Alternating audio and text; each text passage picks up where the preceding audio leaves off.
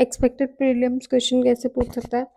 Who was the chairman of drafting committee of the Indian constitution? Doctor B R Ambedkar. When was the objective resolution passed by the Constituent Assembly? 13 December 1946. Which of the following statements are correct about the Indian Constituent Assembly?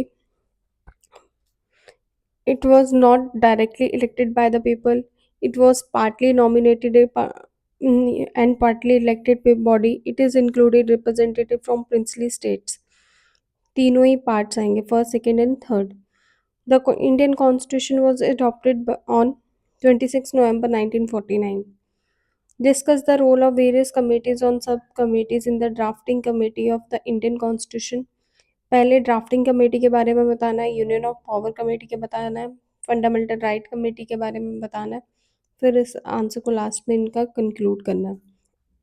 The tip the Constituent Assembly was not a sovereign body yet it manage to frame a sovereign constitution. Do you agree? Justify your answer.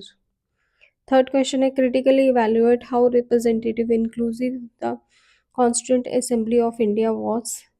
Address लिख दो, no direct election, फिर उसमें inclusion of women, minorities, princely states के बारे में डाल दो.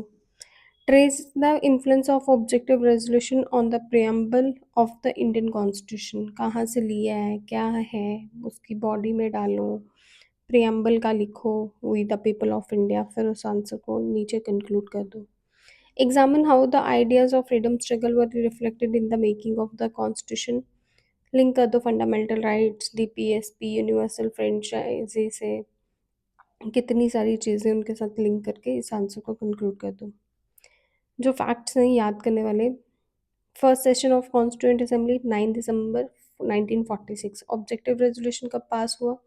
13 दिसंबर 1946. Independence day 15 अगस्त 1947. Draft constitution complete कब हुआ? 26 नवंबर 1949. कॉन्स्टिट्यूशन इन्फोर्स कब हुआ? 26 जनवरी 1950. राधे राधे.